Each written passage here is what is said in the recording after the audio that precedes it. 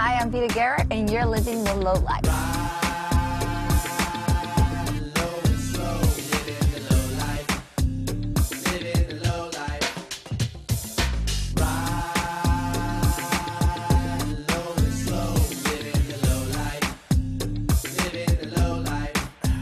Today on Livin' the Low Life, we check out those rides from way back in the day. They're known as the bombs, and in the world of low riding, they're the cars that started it all. I plan to be buried in this car. I'm not gonna lie, once you drive one of these, you know, there's nothing else. We like them slow and low, you know what I mean? Pow, pow.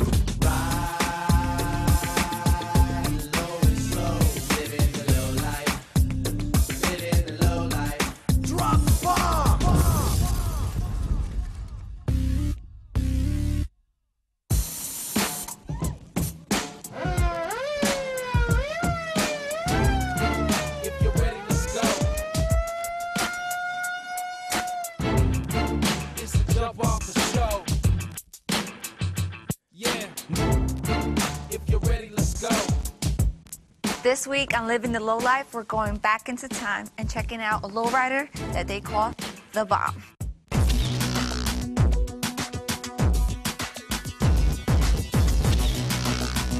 If lowriders began anywhere, at least I know that they were probably bombs.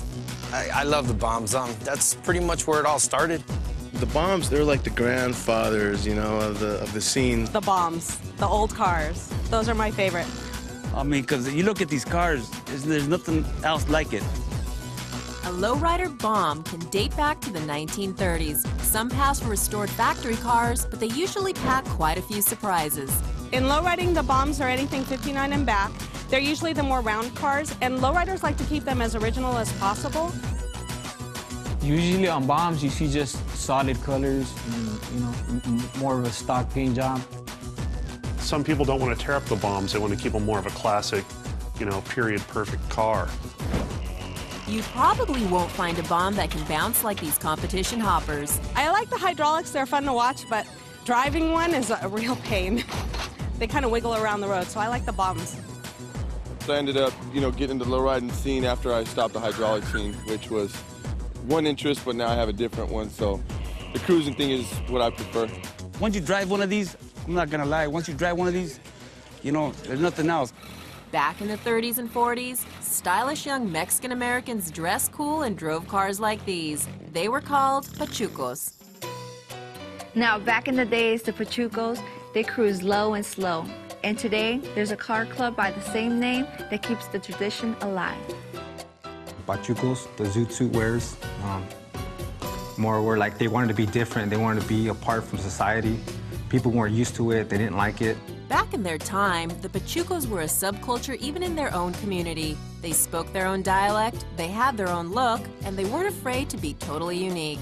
Well, back in the olden days, the Pachucos got a bad rap on their name. It was hard for a different race to be accepted at that time in Los Angeles or wherever it may be. They just decided, like, you know, well, you know, we're going to be treated different and we're going to be different. With the style of clothes, the way they spoke, you know, everything was in slang, the way they walked, and that's the way they presented themselves, you know what I'm saying? Pachucote, that's what it was called, you know? A real Pachuco, his style, and this is what I'm all about, whether you like it or not. Today, a California lowrider club has adopted the Pachuco name and the Pachuco car, the Bomb.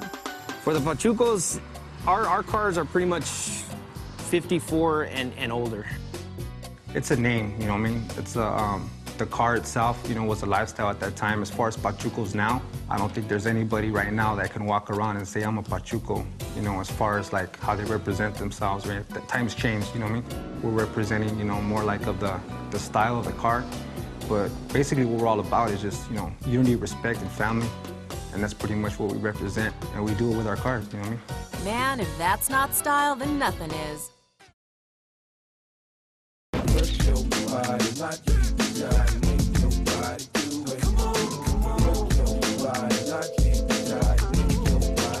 There's a lot of people out there building beautiful bombs, but one of the best in the business is Jaramillo.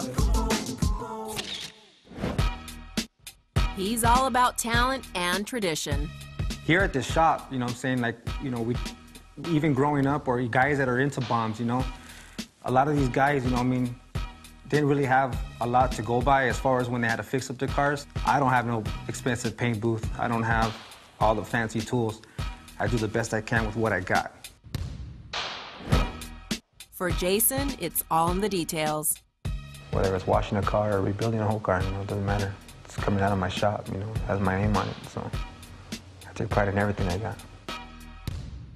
Check out his 41 Buick Super Coupe. This belonged to my grandmother's brother, and I got the car. It was in pretty bad shape, but we kept it in the family. Now that is a lowrider. It's pretty much the style of the way the car's fixed up. It's a lot different than a hot rod. The hot rod era is more like speed.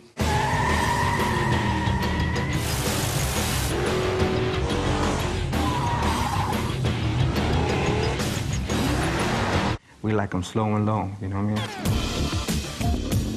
mean? Slow and low is the name of the game here, because when you're driving cars this cool, you want people to have time to see your ride. But this crew does have something in common with the hot rodders, car clubs, and any chance to get together and show off their cars. It's a 50 Fleetline Chevy, 4-door. It's a 1951 Suburban. I got a 1948 Chevy Fleetline. This is a 1938 Chevy. It's a 1949 Chevy Deluxe. So tell me more about the club, the Pachucos. We're a car club with a bunch of friends that like to get together. There's no kind of rules or anything like that. It's kind of just, you can make it when you can. Family's first right off the bat, But the reason why we all come together is family and for the love of cars. Do you guys meet up like once a week or like once a month? We meet up whenever we can. If there's something going on, the phone calls go out and we get together. We don't have very many rules in our club, but one of them is it's got to be a bomb. Tell me a little bit about your car. It's beautiful. Oh, thank you. Yeah, it's a 1949 Chevy Deluxe. It's a two-door fastback. It's the first year for 1949 where they went to this style. I bought this 49 in October of 2006. It was sitting in somebody's backyard. Wasn't running. It just was a mess. And we somewhat resurrected the car, and now I drive it all over the place. It's not complete yet. We still need to do a full restoration on it, but as you can tell, it looks pretty decent. No, it does for only a year. Right. A classic bomb is sure to have all of the rare and vintage accessories. Every little accessory that's possibly out there for that car, we're gonna snag it up and we're gonna floss it. What we call dressing up our cars, you know what I mean? Just like the way we get dressed up, like Pachuco style, same way we do our cars, and that's what it's all about. That's the definition of a bomb.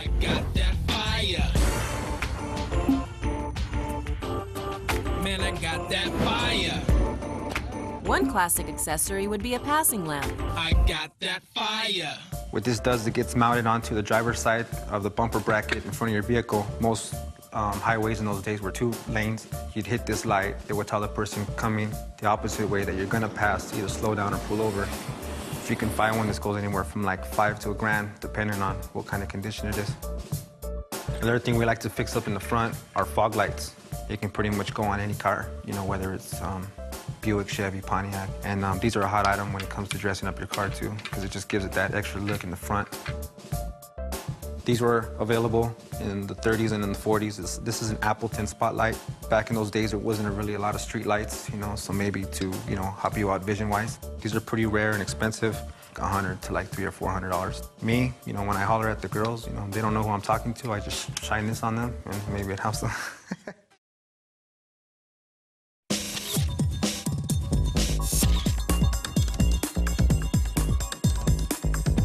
One thing's for sure. If you got a bomb, you got passion. A bomb requires a committed owner who's beyond dedicated. This car, I call it strong arm robbery because it's robbing every penny I got out of my pocket. Yeah, there's a big prize for big style. Tell me about this beautiful car. This is a 1938 Chevy. It's got a picket visor. These were very rare in the 30s. It's got the dual spotlights. It's got the fog lamps, the A bar.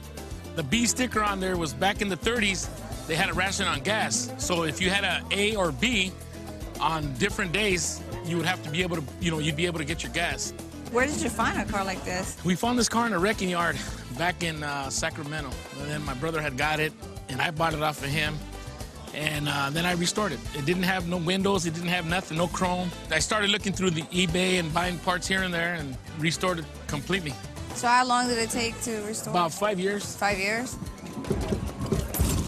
Whoa! Pop, pop. There you go, now hit it down. There you go, so now you're all the way down. Nice. We drive it all over. I got all my heart and soul into this car. I mean, if this car could talk, you know, you hear all the stories of Al Capone, Bonnie and Clyde. This car could tell it. This car was there. Accessory-wise, these bombs are cool in more ways than one. These cars didn't come with air conditioning or anything like that, so the only air conditioning you really had was to roll down your windows or to run a fan like this. It's vacuum driven. You adjust the speed by opening and closing the valve. If you could find those, 75 to maybe 150 bucks. And for something with a little more kick to it, you see these on a lot of bombs, and what this is that it's a car cooler. And basically, they sit on the outside of your car on the window. In this little porthole right here, you can either put ice, I don't know, I've been told ice, I don't know how you're gonna get ice in there, but usually it's water. And when you're driving, air goes in through here.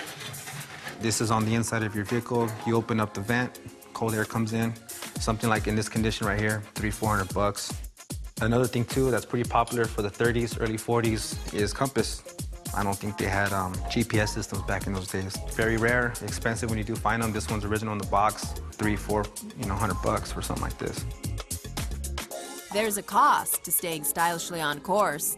Just like little things like we have compasses for like if you were traveling to find your way. And there is the viewfinder, because a lot of times when you have a visor, you can't really see out the car. So you would see, like if you're at a traffic light and you can't see if it's green or red, it reflects in there like red, and you would see it. Some accessories are crucial. We have different little accessories for it. Like you see a girl at a stoplight, you might do that, or hit the siren or something. Just different little things like that. Just, you do everything, you know, put your own twist on it, you know? What's a bomb? You know, you're thinking exploding, you know, or detonating or whatever like that. Well, back in those days, you know, during the war or whoever, they had bomb raids. They had airplanes that were, you know, flying over, dropping bombs. The sound that you heard was a big crank. So being that our cars are considered bombs, we install these in our cars, so when we're coming to a car show or a park, we light these suckers up and we let everybody know that the bombs are coming.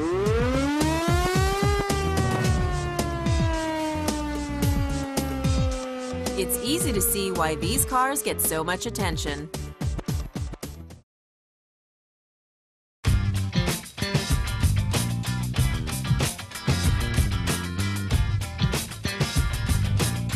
Lowriders come in all shapes and sizes. But one thing is clear, they all owe a lot of respect to the past. Whoever the guy was that came out with that first bomb and it looked like a lowrider, hey, he's the greatest, but he's no greater than the person that came out with the small tire. And he's no better than the guy that came out with the first hydraulics. Build them as pretty as possible and beat the crap out of them. That's it. I love this. So there's a lot of important things that changed, you know, and became this style. It takes a certain kind of lowrider to get into the bombs, man, because it's you gotta have a lot of love for them. You know, these things, as meticulous as they are, it takes a lot of work to get them there. Before I shopped for one of these cars, I was gonna buy me a new car. I said, why get a new one when I could just buy me one of these old ones, and a new one you can always get later. They might take work, but they sure are fun. You know, you go with lowriders nowadays, you know what I mean? Especially with the newer cars and stuff like that. There's only so much you can do with them. With these old cars, I mean, it's so many accessories, right? So many accessories, yeah, you know, you just... And the best part is trying to find them, you know what I mean? Because they're so old. And it's not just the guys who love to build these beautiful cars. So, as a woman, how do you deal with all this? I don't deal with it very well, honey, I'll tell you. The arrival of Jason's mom reminds us that women have always been a welcome part of this car culture. You get other people here that are involved in it. These are all family-oriented people, and we all get together. We have picnics. We bring the cars out, and everybody has a joy with it. There's nothing like the older car.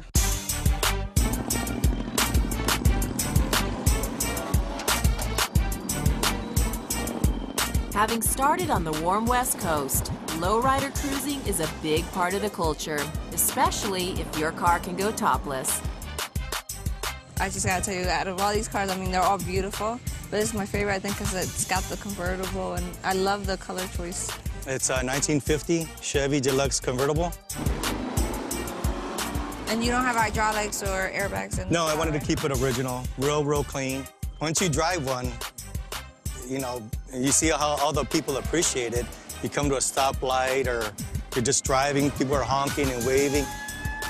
People appreciate them more now because they know how much time and effort and money it takes to have one. So, you know, it's nice when people do appreciate it because it is a lot of work. Mira, burro, esta gente no sabe la que hay.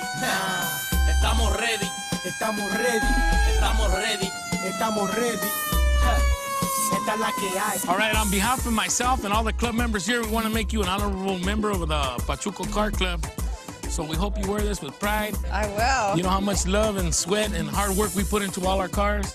And we know that when you wear this, you get all the respect and all the gratitude that we have to give you. Oh, thank you. Thank you very much. Then I'll get me my own car. There you go. When you're ready, you can help me. We're here for you always. The Pachucos and the Bombs are just part of the huge lowrider lifestyle. We're hitting the road to see even more of what's cool, in motion, and incredibly low. Bomb enthusiasts want to make one thing clear. A hot rod is a whole other car. Clubs like the Pachucos work to keep their rides as original as possible. If you get into other cars, you know, they strip a lot of chrome off it and then they make it into hot rods. We try to keep it as much as original as possible. You know, look at these cars, it's all original. And that's what we're looking for. You know, the way we like to carry our cars. Low, slow, and that's where it's at.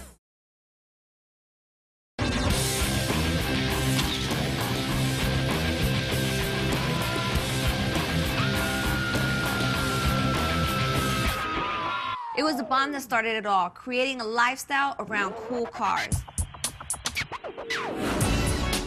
And nowhere is that more clear than this intimate lowrider car show.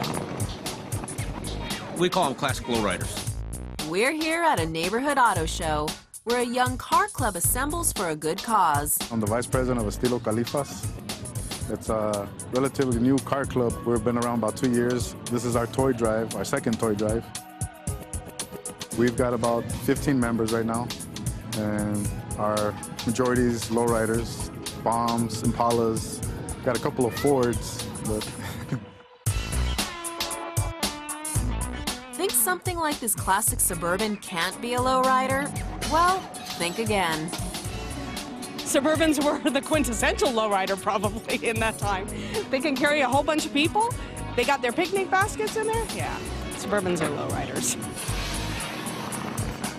There's cruisers, there's lowriders, there's hoppers. I mean, there's all different kinds of stereotypes for lowriding, but individually, I mean, when you get people that come together as one with a crew and a club and, you know, build cars and have an interest in cars, I guess you can kind of, you know, similarize it all and say that, you know, it's all just one thing. It's all just lowriding, basically. And the great lowriders, well, they get respect and honors. Pachucos! Woohoo! Yeah, it's not really my trophy, but it just looks good on my car. The lowriders have been there from the beginning since, well, the Pachucos. And we just like to keep the tradition alive, show our kids that if we remember our past, that's going to show us to our future. While some might say that the Bombs were the first lowriders, there are those who feel that this car culture as a whole is what it's all about. We can sit here and talk about what the Bombs and how they dress and what they look like and who was the first one with hydraulics, tires, wheels, and were the Bombs the first cars. And it's not really hearsay. You can just take everybody's stories and try and mash it together, but when it comes down to it, who cares? I mean, we're still here, though. That's the most important thing. It's in my blood forever, I guess. It's lowriding for life. I was that kid across the street looking at my neighbors, man, wanting to be that guy one day with the lowrider, and here I am, and now I'm building stuff for my kids, and I take pride in it. I thank God for what I have. The bomb is just a small part of this lowrider story. The lifestyle is about family, friends, tradition, and a whole lot more. And that's what we're all about. See you next week.